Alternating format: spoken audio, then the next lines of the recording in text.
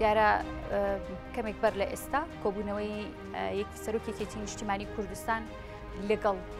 سەرکردەی حیزبەکانیان کەسی یەکەمی حیزبە سیاسیەکانی هەرێمی کوردستان لە هاوینە هاواری دوکان دەستی پێکرد لەسەر ئەم بابەتە و ئەجندای کۆبوونەوەکان ئەو حیزبانی کە بەشداریان کردووە ڕاستەخۆ لەگەڵ بەڕێز ستران عەبدوڵڵا کە بەڕێزیانە دامی مەکتەبی سیاسی یەکێتی نیشتیمانی کوردستانن ڕاستەخۆ لە کەرکووک و میوانی ئێمەیە گفتوگوی زانیاری زیاتر لەگەڵ جەنابیان دەکەین کاک ستران زۆر سپاس بۆ ئامادەبوونت ئەجندای کۆبوونەوەکەی ئەمڕۆ یەکێتی نیشتیمانی سەرۆکێتی نیشتیمانی کوردستان لەگەڵ حیزبی کەسی یەکەمی حیزبە سیاسیەکانی هەرێمی کوردستان چییە؟ بەڵێ ساڵتان لێبێ ئەجندای کۆبوونەوەکە دوو بابەتی سەرەکیە کە ڕوونکردنەوەی هەڵوێستی یەکێتی نیشتیمانی کوردستانە لەسەر پێویستی یەخستنی هەڵوێستی کورد لە هەم لە بەرامبەر ئەو بارودۆخۆستیخانەی کە لە کوردستان هەیە لە شێوەی حکومڕانیکردن لە پێویستی ئەوەی لە بەردەو مەترسیانی کە ڕوبەڕووی هەرێمی کوردستان بۆتەوە پێویستە هێزە سیاسەکان هەڵوێستیان یەخەن و هەروە لە پەیوەند بە وەزی سیاسی عێراق کە دوای پێکهێنانی حکوومەتی بەڕێز سوودانی ئیتر خۆ جێبەجێکردنی سەخاخەتەکان دەست پێ دەکات لە ڕووی ئەو بەرنامەیەی کە یا ئەو کارنامەیە کە حکوومەتی سوودانی پێشکەشی کردەوە کە یەکێتی نیشتیمانی کوردستان و بە شێوەی گشتی کورد دەستی لە داڕشتنی هەبووە و جێپەرجەی کوردی پێوە دیارە لەبەرەوە ئەم بابەتانە ئەبێتە بابەتی سەرەکی کۆبنەوەکەی ئەمڕۆی سەرۆک باوەڵ لەگەڵ کەسی یەکەمی حیزبە سیاسیەکانی کوردستان چونکە ئەگەر قسە لەسەر ئەوە بێ بارودۆخ ئێستا کە حکوومەتی عێراقی پێک هاتووە و پێویستە کات بابرێن با یەکگرتووی بۆ هەلومەرجە باشە بڕێن کە دوای ساڵێک لە پەکەوتنی حکوومەت هاتوۆتەکایەوە ئەو هەر بیستان پێویستی بە یەک هەڵوێستیە و ئەگەریش قسە لەسەرەوە بێ کە ڕەنگە هەندێک خاوەخاو ڕوودا لە جێبەجێکردنی بەرنامەی حکوومەتەکەی ئەوش دیسانەوە پێویستی بە هاوڵێسیەیە ئەگەر لە ئاسی کوردستانیشە ینی کێشە هەبێ خۆ پێویستەکە حیزبە سیاسەکانی کوردستان هەم ڕایش بە یەکتری بکەن و هەمیش ڕێگا چارەیەکی هاوبەش و پێکەوەی بدۆزنەوە کە یەکێتی نیشتیمانی کوردستان لە ئەمیشە لە نەریتی سیاسی خۆیدا بەم شێوەیە کاری کردووە هەڵبژاردننی دوکانی بێگومان وەک شوێنێکی ناوڕاست بۆ لە نێوان کوردستان و هەروەها وەکو بەشێک لە نەریتی سیاسی سەرۆک مامجەرا تاڵەبانی کە ئێستا ئەو نەریتە درێژەی پێدرێ کە باوڵ لە بۆکو لە بەغدا توانی هێزە سیاسەکانی عێراق کۆ کاتەوە واجب و ئەولاتریشە کە لە کوردستانیش هێزە سیاسەکانی کوردستان پێکەوە تاوتێ و تەکبیر بکەن لەسەر ئەم وەزعانە باشە کۆبنەوەکە لەسەر ئەو بابەتانێ کاکستران لە ماوەی دەست بەکاربوونی باوڵ جەلال تاڵەبانی وەکو سەرۆکی یەکێتی نیشتیمانی کوردستان چەند کۆبوونەوەیەکی استراتیژی هەم لە هەرێمی کوردستان هەم لە بەغدادیش بە هەمان شێوە بەردەوامی لە کۆبوونەوەدا پێشوازی سەرکردە و حیزبە سیاسیەکانی ناوەندایە بەڵام هەنێک زانیاری دەمەوێت لەسرم کۆبوونەوە وەربگرین سەبارەت بەوەی کە کۆبوونەوەکەی ئەمڕۆ تەواوی حیزبەکانی هەرێمی کوردستان کەسی یەکەمیان بانگێش کراون و کێ بوون ئەوانەی کە ئەمڕۆ بەشدار نەبوون لە کۆبوونەوەکەیە بەشدار نەبوون دیارە هەر کەسە و ڕەنگە ئەجدای خۆی هەبێ بەڵام ئەوەی کە بە جۆرە زانیاریەکانی من هەموو حەزب و لایەنە سیاسەکان بانگێش کراون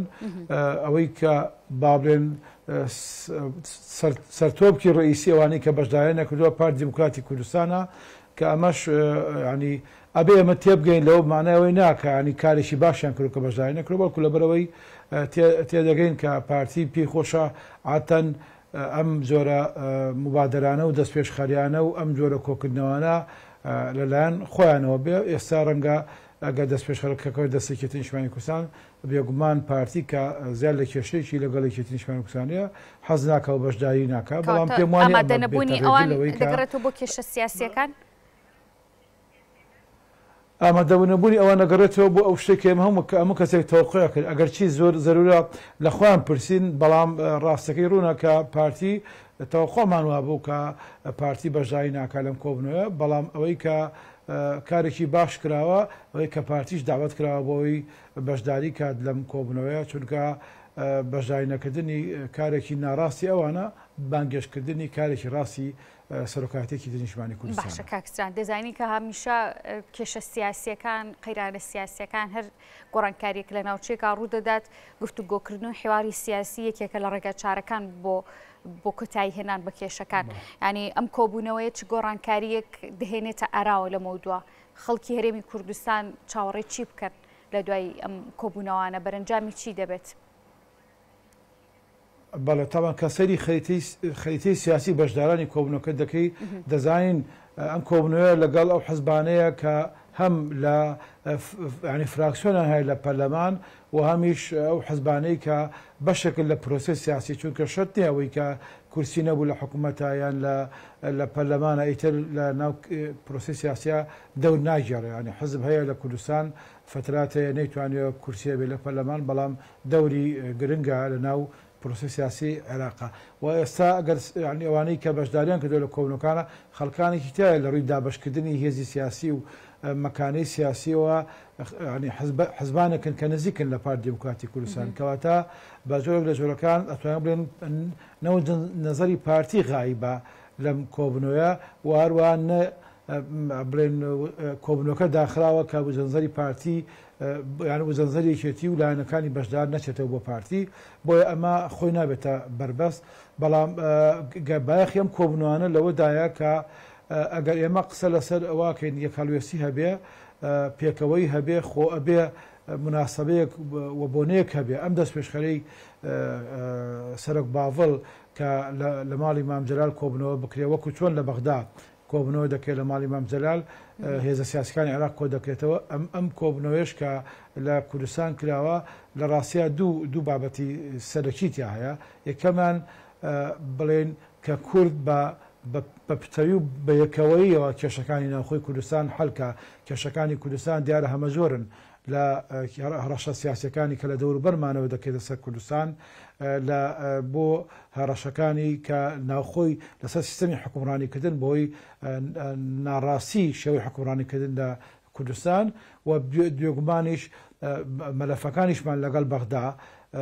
ئێمە بەرنامەیەک هەیە کە بەڕێز سوودانی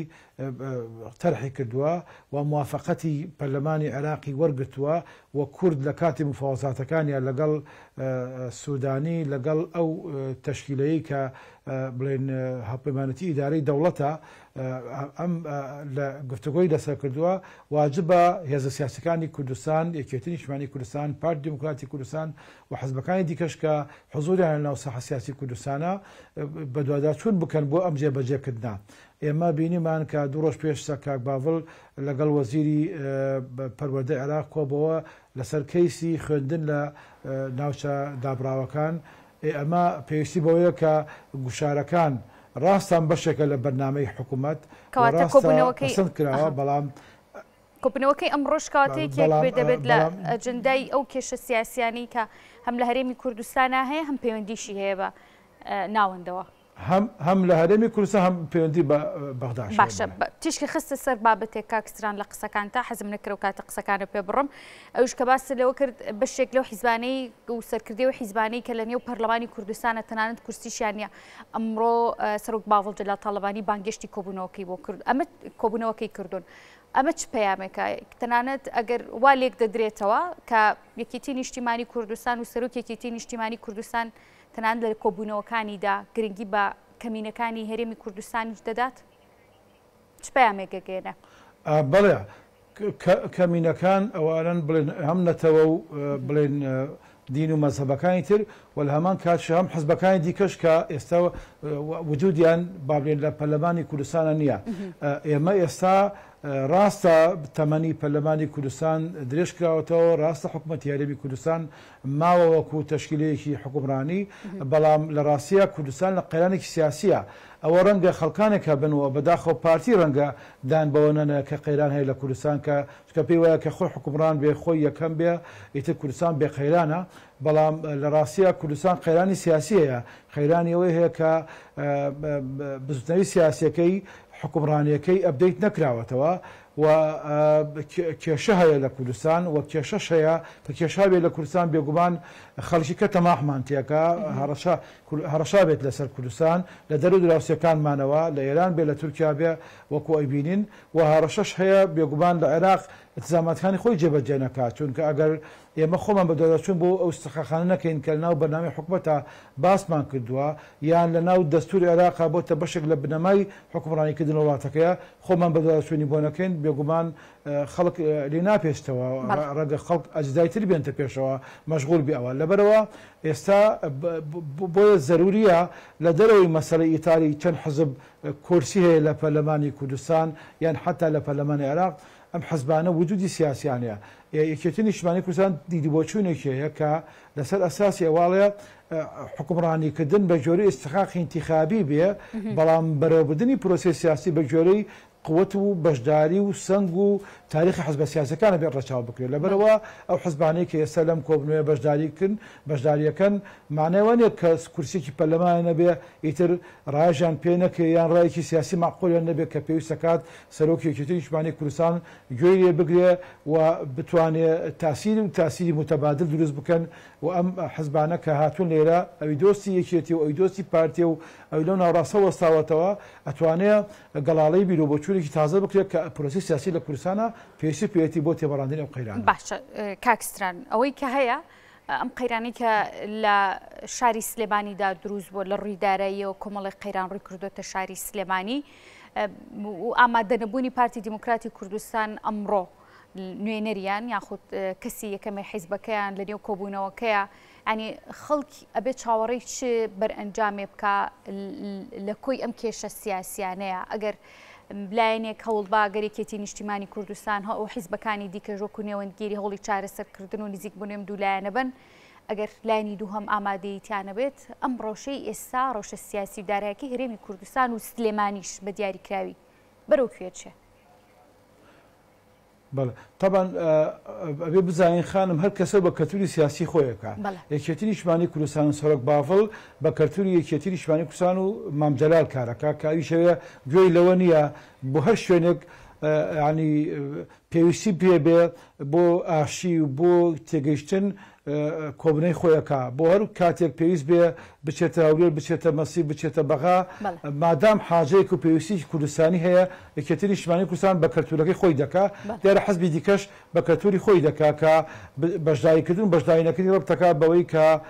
یعنی خۆی هەژمونێکی هەبێ لەوە تێدەگەین ئێمە چکەم بەشێکە لە کەلتوری سیاسی ئەم حەزبە وەکو چۆن ئێمە شانازی بە کەلتوری خۆمانەوە دەکەین و بەگەشت کەلتوری گەشتی دەزانین کە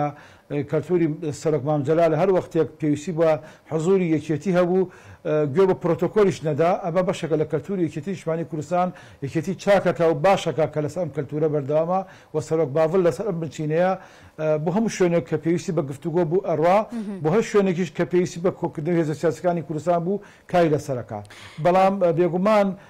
لەسەر ئەوەی کە بارودۆخی سیاسی بڵێن سلێمانی و بارودۆخی ژیان و گوزەرانی خەڵک لە سلێمانی و لە ناوچەی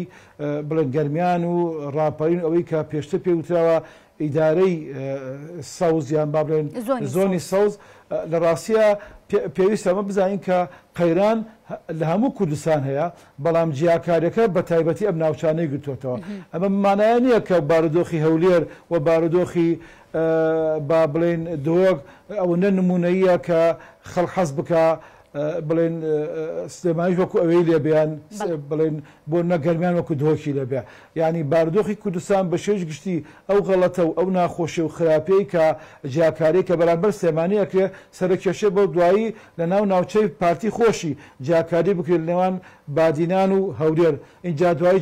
جیاکاری بکرێت نێوان سۆران و ئاکرێ لە نێوان دۆک و چونکە ئەم کەلتورە سەر بگرێ ئەبێتە کەلتورێکی خراپ لە ناو یەک ناوچە شارەنگە داتەوە و یعنی ئێمە بینیمان لە پرەنسیبی تەزویرکردن لە ئینتیخاباتە سەری کێشا بۆ تەزویرکردن لە کاتی ئینتیخاباتی ناو کۆنگرەی پارتی چونکە ئەم کەلتوری ناشرین ئەتەنێتەوە کەلتوری باش بۆنی خۆشی بڵاو دەبێتەوە لەبەرەوە ئەم جیاکاریە کە یەکێتی نیشتیمانی کوردستان ینی لەبەر خۆیڕەتی ناکاتەوە کە مەسئولیەتی بەرامبەر بە سلێمانی بەرامبەر بە گەرمیان بەڵکو لەبەر کوردستان ڕەتی دەکاتەوە بەس ئەمە معنای وانە کە بارودۆخی هەولێر یان بارودۆخی ژیان و گوزەران یان بابێن لە بادینان باشترە لەوێ ینی ئێمە قساکەین لە هەر بوارێکە لە هەم بوارەکانی کوردستان هەیە بەڵام بێگومان جیاکاریەکانیشی کە لە سلێمانی دەکرێت مەسئولیەتەکەی یەکێتی نیشتیمانی کوردستان زیاتر دەکات خۆزگە مەسئولیەتەکانی حزبەکانی تریشی زیاتر دەکرد. بەڵێ بەڕێستران عەبدوڵڵا ئەندای مەکتەبی سیاسی یەکێتی نیشتیمانی کوردستان ڕاستەخۆ لە کەرکووک کۆمیوان مابووی زۆر سوپاس بۆ ئامادەبوونت کاکستران ماندوو نەبی.